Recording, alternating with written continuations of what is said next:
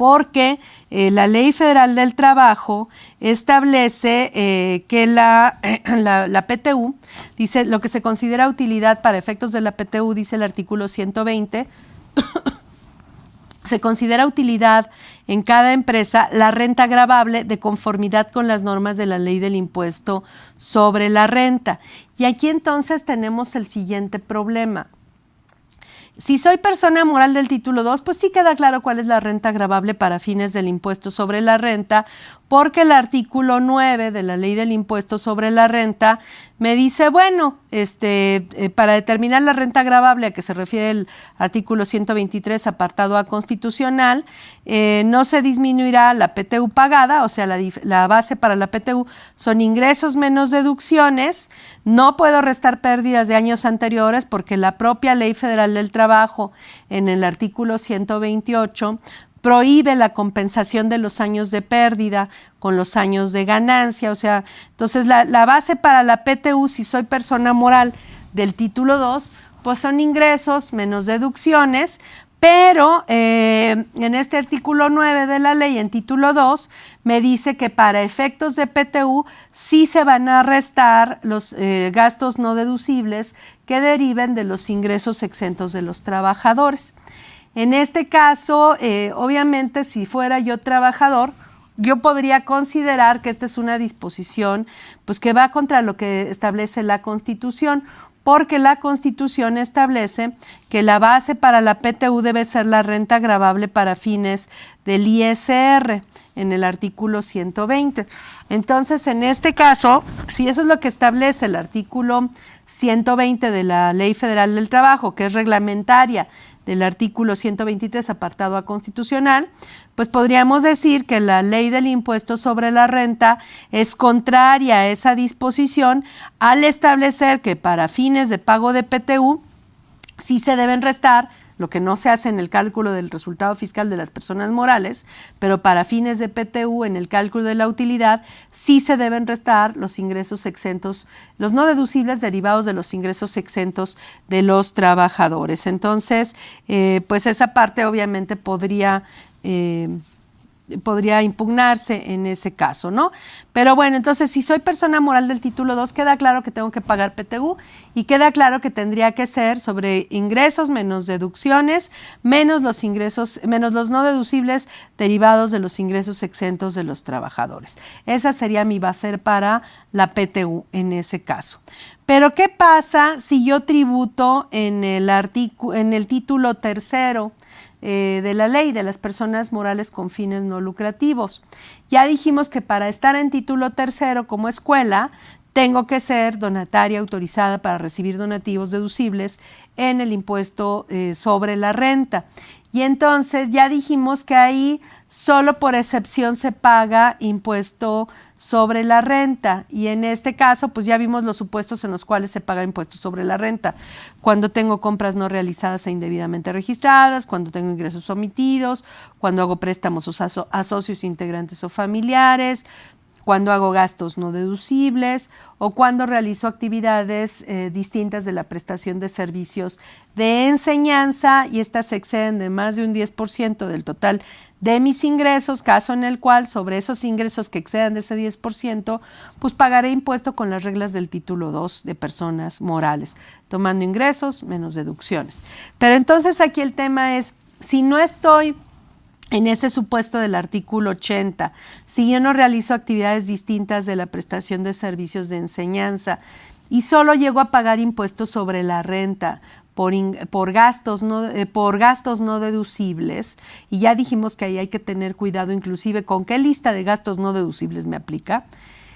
Si nada más pago impuestos sobre la renta por los gastos no deducibles, solo eso sería renta gravable para fines del impuesto sobre la renta, porque en realidad yo por regla general, incluso en términos del artículo 79, primer párrafo, Por regla general, yo, persona moral del título tercero, no soy contribuyente del impuesto sobre la renta y solo lo soy por excepción, en los casos en que expresamente señala la ley del impuesto sobre la renta. Entonces, en realidad, solo de manera excepcional tengo renta gravable para fines del impuesto sobre la renta. Puedo tener un remanente distribuible muy alto y mi renta gravable para fines del ISR ser muy pequeña. Entonces, aquí en realidad no es que yo les diga que no tienen la obligación de pagar PTU. Sí, la obligación de pagar PTU es obvio que existe. El tema es que la base no queda bien determinada por lo que establece la Ley Federal del Trabajo y por lo que establece la ley del impuesto sobre la renta en cuanto a los casos en que se paga el impuesto sobre la renta y las bases sobre las cuales se paga el impuesto sobre la renta. Entonces, esto obviamente aplicaría para el título tercero en su conjunto, pero bueno, estamos refiriéndonos al caso particular de las escuelas, ¿no? Entonces, eso es lo que hay que considerar. Obviamente, de todas formas, nos aplican las reglas generales del no pago de la PTU para empresas de nueva creación, dice durante el primer año de funcionamiento.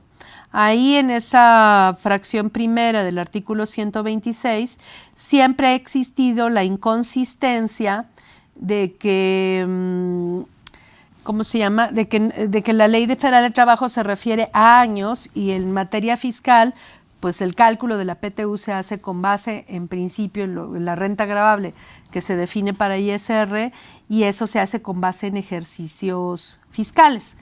Entonces, por ejemplo, hablando de una empresa que se constituye en octubre de 2020, pues su primer ejercicio va a ser, vamos a suponer, del día 7 de octubre al 31 de diciembre de 2020. Pero su primer año de funcionamiento sería del 7 de octubre de 2020 al 6 de octubre de 2021. Entonces, en realidad, el periodo por el cual no estaría obligado a repartir utilidades, pues sería un año, contando desde octubre a octubre, del 7 de octubre al 6 de octubre del año siguiente, independientemente de que esto no coincidiera con el ejercicio fiscal, ¿no? Entonces, eso es lo que hay que considerar en este caso. El otro caso que hay que considerar es que si las empresas no tienen un capital menor del que fije la Secretaría de Trabajo y Previsión Social, pues tampoco tendrán que pagar PTU. Y esto sale en un decreto de 1996 y dice que no están obligadas a pagar PTU aquellas empresas cuyo capital, esto aplica para personas físicas y morales, aquellas empresas cuyo capital y trabajo generen un ingreso anual declarado al impuesto sobre la renta no superior a 300,000 pesos, ¿no?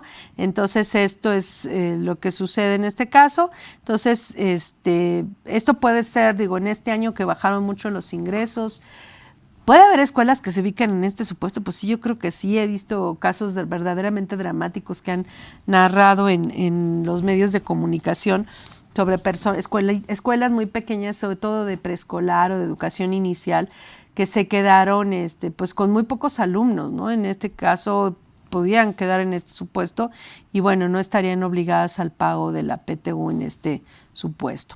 Ahora, bueno, sabemos que el pago de la PTU se debe hacer dentro de los 60 días siguientes a la fecha en que debe pagarse el impuesto anual. Aquí recordaremos que estas personas morales del título 3, si soy persona moral de título 2, pues el impuesto se paga más tarde del 31 de marzo y pues la fecha límite para el pago de la PTU serían 60 días, contaríamos 30 días de abril y 30 días de mayo, sería más tardar el 30 de mayo.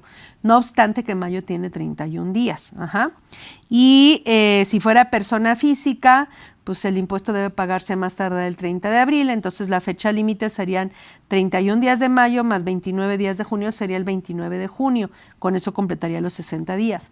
Pero si soy persona moral del título tercero, una persona moral con fines no lucrativos, mi declaración anual yo la presento a más tardar el 15 de febrero. Eso con base en el artículo 86, que es una declaración informativa de ingresos, gastos, y solo voy a pagar impuesto cuando me coloque en los supuestos de remanente distribuible ficto o cuando obtenga ingresos en más de un 10% por actividades distintas de aquellas para las cuales me fue otorgada la autorización, que ya lo vimos, artículo 80. Entonces, bueno, de cualquier forma, la declaración anual se presenta el 15 de febrero.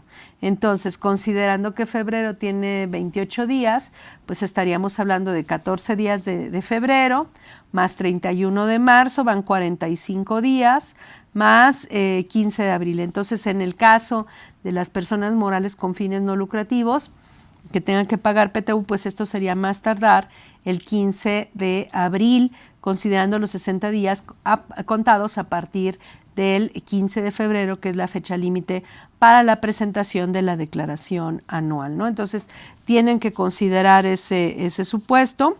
Tenemos otra pregunta. ¿Cuáles serían los asientos contables para registrar la PTU? Pues la PTU se registraría como un gasto, bueno, obviamente se dejaría provisional al cierre del ejercicio, entonces sería un cargo a gastos con abono al pasivo y eso sería el cierre del ejercicio en el que se genera la PTU. Vamos a hablar de que la declaración fuera del 2020, pues ese asiento sería al cierre del ejercicio 2020 y en 2021, cuando se tuviera que pagar la PTU, considerando como fecha límite, si estamos en título 3, el 15 de abril, o si estamos en título 2, el 30 de mayo, pues sería un cargo al pasivo con un abono a bancos. Julián, gracias por su pregunta. Bueno, ahora, los trabajadores tienen derecho a reclamar su PTU, obviamente. Dice, el importe de las utilidades no reclamadas en el año en que sean exigibles se agregará a la utilidad repartible del año siguiente. Y luego viene el artículo 516 de la Ley Federal del Trabajo, que establece la prescripción en materia laboral. Y dice que las prescripciones, las acciones de trabajo prescriben en un año contado a partir del día siguiente a la fecha en que la obligación sea exigible, con las excepciones que se establecen en los artículos siguientes. No hay ningún artículo que se refiera en particular a la PTU, entonces la prescripción se regularía por el artículo 516 de la Ley Federal del Trabajo. Entonces, imagínense que ustedes están hablando de un trabajador que prestó servicios en una escuela en título 2. Entonces, vamos a suponer que el trabajador ya no está en el momento en que se paga la PTU, pero sí tiene derecho, tiene su cheque y todo para el cobro de la PTU. Pero entonces él tiene un año contado a partir del día siguiente a la fecha en que la obligación sea exigible. Entonces ya dijimos que si se trata de una persona moral del título 2, pues la fecha límite para el pago de la PTU sería el 30 de mayo, porque se cuentan los 60 días contados a partir del 1 de abril. Entonces se tiene que pagar la PTU a más tardar el 30 de mayo, pero el trabajador tiene un año para exigir el cobro de su PTU y ese año empieza a contar al día siguiente a la fecha en que la obligación es exigible. Es decir, ese año empieza a considerarse a partir del 31 de mayo. Entonces, del 31 de mayo del 2021 hasta el 30 de mayo de 2022, el trabajador puede ir a cobrar su PTU del 2020, ¿sí? Y solo si no la cobra a más tardar el 30 de mayo del 2022, entonces esa PTU no pagada se va a juntar al resto de las utilidades que se van a repartir y se va a repartir entre los trabajadores que queden. Entonces, ¿qué quiere decir con esto? Que en realidad cuando nosotros estamos calculando la PTU que vamos a repartir en el ejercicio de que se trate, a veces juntamos como PTU, juntamos la PTU no cobrada por los trabajadores del año inmediato anterior, lo cual está mal. Porque todavía, vamos a suponer que en 2022 se va a repartir la PTU del 2021. Entonces, ya dijimos que la PTU del 2021 pues, se va a pagar a más tardar el 30 de mayo del 2022. Pero ese día 30 de mayo del 2022 es el último día para que el trabajador que generó el derecho a cobrar PTU del 2020 llegue a cobrar esa PTU del 2020. Por lo que dice el artículo 516. El año para que el trabajador concurra a ir a cobrar su PTU empieza a contar a partir del día siguiente a la fecha en que es exigible la PTU. Entonces, como la PTU es exigible el 30 de mayo, del 2021, la de 2020. Entonces, el trabajador tiene un año contado a partir del 31 de mayo y hasta el 30 de mayo del año siguiente.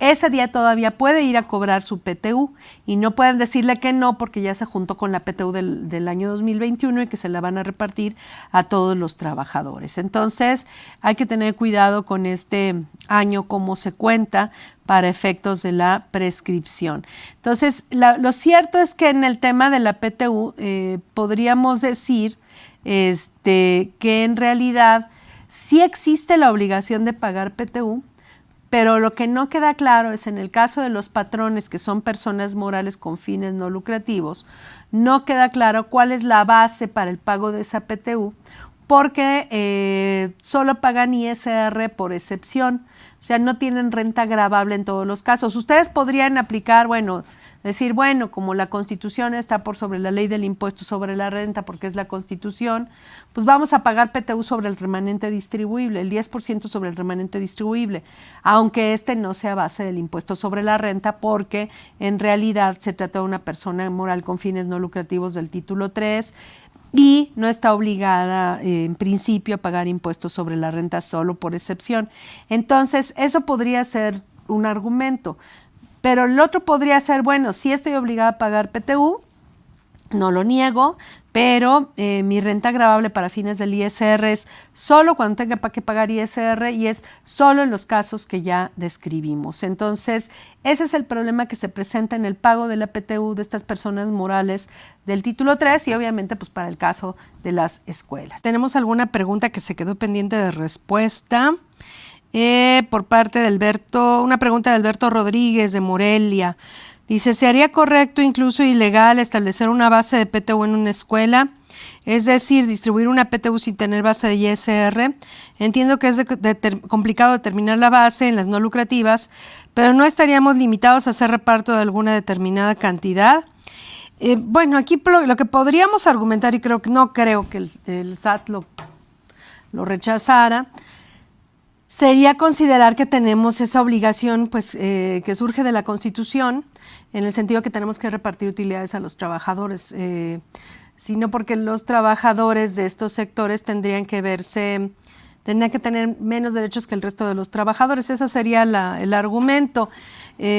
Obviamente sí, tenemos el tema de la parte laboral contra la parte del ISR en el sentido que no hay base, o que la base es muy limitada y solo hay una base certera respecto a casos muy aislados. Pero sí, obviamente podríamos tener ese reclamo, pero yo creo que siempre habría respuesta en ese sentido. Yo les doy las dos posturas, obviamente para que ustedes decidan. Una postura sería, a pesar de que no hay base, pues yo reparto utilidades sobre el remanente distribuible. Ya hubo una resolución de la Comisión Nacional de la PTU, pero ya muy antigua, si no mal recuerdo fue la tercera, creo que ahorita estamos en la quinta, donde se decía esto respecto a las personas morales con fines no lucrativos. Obviamente ahorita no está en vigor. Esa sería una postura, pues reparto a pesar de que no haya base y tomo el remanente distribuible.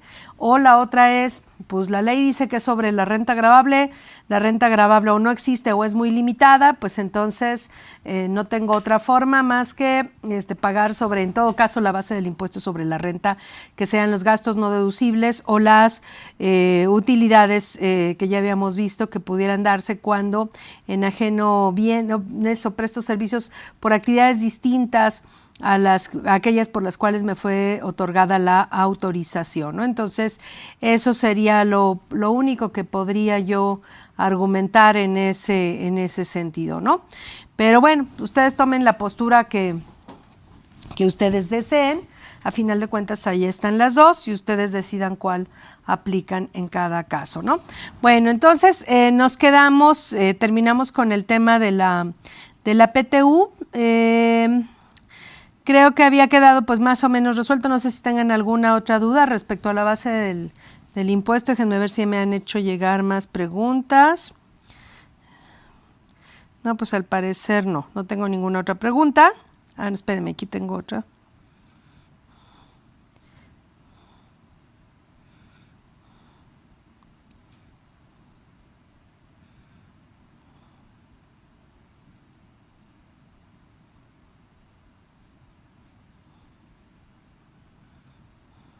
Pero bueno, vamos a continuar entonces.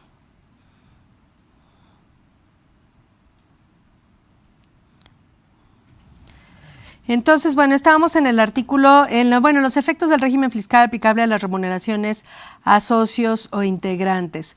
Aquí, obviamente, si estoy en título 3 y si estoy en título 2, es un mundo de diferencia entre estar en uno y en otro.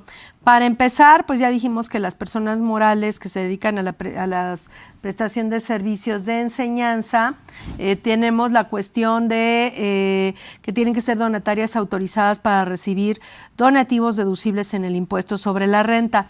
Esto obviamente afecta pues particularmente a los socios integrantes porque no pueden disponer del dinero tan libremente. De hecho, una primera probadita de todo esto nos lo encontramos en el artículo 79, cuando vimos que el hacer préstamos a socios integrantes o familiares de estos era base del impuesto sobre la renta, en términos de ese artículo 79. Y que el impuesto sobre la renta que se paga en ese caso pues sería la tasa del 35%. Pero el otro problema lo tenemos respecto a ser donataria autorizada para recibir donativos deducibles en lo particular. El artículo que rige el trámite de la autorización para recibir donativos deducibles es el artículo 82. Desde el punto de vista legal, obviamente hay una serie de reglas que establecen pues toda la parte operativa respecto al trámite de la autorización para recibir donativos deducibles. La regla que particularmente rige el otorgamiento de el trámite más bien de la autorización para recibir donativos deducibles es la regla 316 de la resolución miscelánea. Ahí les dicen que deben entender por objeto social, que pueden utilizar los donativos, etcétera, y les dan inclusive 12 meses para obtener el oficio de autorización. Dice, la autoridad fiscal por única ocasión podrá exceptuar hasta por 12 meses contados a partir de la fecha en que surta efectos la notificación del oficio de autorización a las organizaciones civiles y fideicomisos de presentar dicha documentación cuando esos vayan a realizar las actividades, y ahí vienen las escuelas, siempre y cuando, dice, el solicitante tenga menos de 6 meses de constituido, y cuando teniendo más de 6 meses no hayan operado o de hecho no hubieran desarrollado alguna de las actividades por las cuales solicitan la autorización. Entonces, les dan un plazo para obtener, por ejemplo, la autorización o reconocimiento de validez oficial de estudios por parte de la SEP.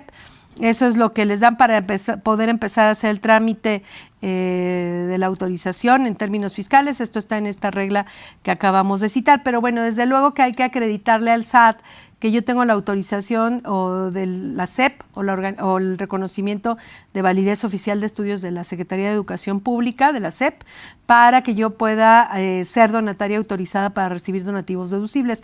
Pero me pueden dar este plazo para que yo le entregue esa documentación. Lo ideal pues sería tenerla antes de tramitar la autorización ante el SAT en un momento determinado, o tener la certeza de que me la van a otorgar. Bueno, dentro de los requisitos que me solicitan, obviamente hay más requisitos. Aquí nada más les puse los que de alguna manera tienen que ver con el tema de las remuneraciones a los socios integrantes. Los requisitos pues vienen en el artículo 82, obviamente tienen que constituirse y funcionar como entidades que se dediquen a las fracciones que vienen ahí citadas. La de las escuelas es la 10ª, entonces tiene que ser una escuela que tenga autorización o reconocimiento de validez oficial de estudios de la SEP, para poder prestar los servicios educativos. Dice, y una parte sustancial de sus ingresos lo deben obtener del gobierno, de donativos o de los derivados de su objeto social. Bueno, ahí pues obviamente serían pues básicamente de las colegiaturas, inscripciones, que provendrían los ingresos de estas candidatas a ser donatarias autorizadas para recibir donativos deducibles. Inclusive pueden tramitar una autorización para recibir donativos deducibles a nivel nacional y además extender esa autorización para recibir donativos deducibles del extranjero. Sus actividades tienen que tener como fin primordial el cumplimiento del objeto social. no pueden intervenir en campañas políticas o involucrarse en actividades de propaganda.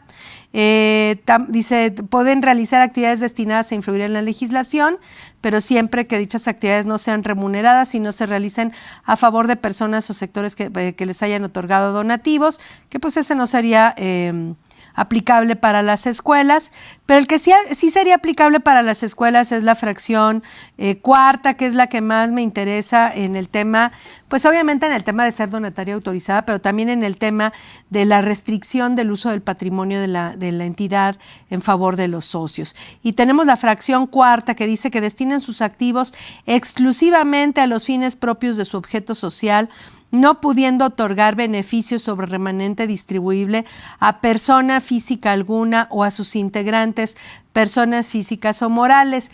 Y hace una salvedad, dice, salvo que se trate en este último caso de alguna de las personas morales o fideicomisos autorizados para recibir donativos deducibles de impuestos o se trate de la remuneración de servicios efectivamente recibidos. Entonces, yo no puedo repartir utilidades en una persona moral con fines no lucrativos escuela, ¿no? No puedo repartir remanente distribuible a ningún socio o integrante. Lo único que puedo hacer respecto a los socios o integrantes, si quisieran retirar dinero, es que se tienen que prestar algún servicio y efectivamente prestarlo a la escuela para que ellos puedan cobrar esa contraprestación.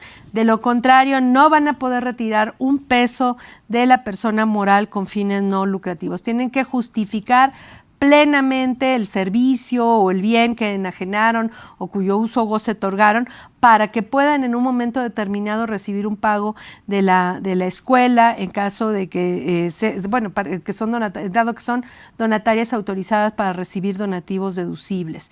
Además, viene la fracción quinta, que dice que al momento de su liquidación o cambio de residencia para efectos fiscales deben destinar la totalidad de su patrimonio a entidades autorizadas para recibir donativos deducibles. Y por si no fuera, o sea, si yo soy donataria autorizada, las utilidades se tienen que utilizar nada más para la actividad por la cual me autorizaron a ser donataria autorizada. No puedo repartir utilidades, dice, a persona física alguna o integrantes personas físicas o morales. En este caso, bueno, obviamente van a decir, bueno, ¿y qué pasa con la PTU? Bueno, la PTU creo que sería una excepción, por lo menos por la parte del remanente distribuible, bueno, no del remanente, de la utilidad base de impuesto de la renta gravable para fines del ISR, ¿no? Creo que esa sería en todo caso la única excepción. Y bueno, entonces tengo que justificar plenamente con algún servicio, algún bien, ya sea que se use o que se enajene, cualquier dinero que salga en favor de los socios o integrantes. Ahora, estas dos fracciones, estos dos requisitos del destino del patrimonio en cuanto a la restricción que tiene para hacer uso del patrimonio de la entidad o que el cambio en el momento de liquidación o cambio de residencia le tengan que donar todo el patrimonio a otra donataria autorizada para recibir donativos deducibles, estas dos condiciones tienen que venir en la escritura constitutiva de la persona moral de que se trate con carácter de irrevocable.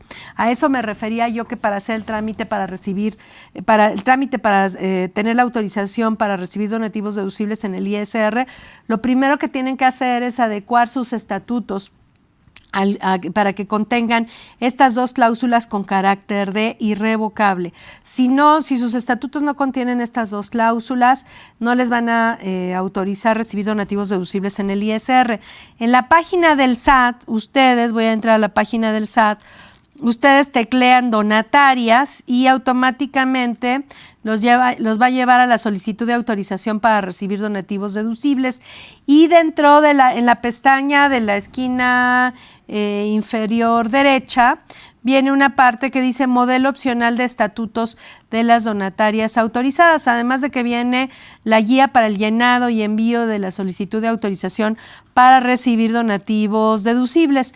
Entonces, en este caso, pues yo les recomendaría que vieran este modelo de estatutos sociales, que debe tener estas dos cláusulas que hago referencia y que están en los artículos 80 y que están en el artículo 82 de la Ley del Impuesto sobre la Renta. Entonces, verifiquen sus sus estatutos, que efectivamente cumplan con las condiciones que vienen en este modelo, a fin de que puedan tramitar su autorización para recibir donativos deducibles en el ISR y dar cumplimiento a estas dos condiciones del artículo 82 de la ley. Entonces, como ustedes ven, como socio o integrante de la sociedad, difícilmente voy a poder retirar el dinero tan fácilmente. Tengo que justificar la salida del dinero, ya sea con la prestación de un servicio o con la renta de un bien o con la entrega de un bien. No puede ser tan fácil la salida del dinero dentro de la donataria autorizada para recibir donativos deducibles. Inclusive aquí me voy al reglamento de la ley del impuesto sobre la renta y en este caso el artículo 138 del reglamento, fracción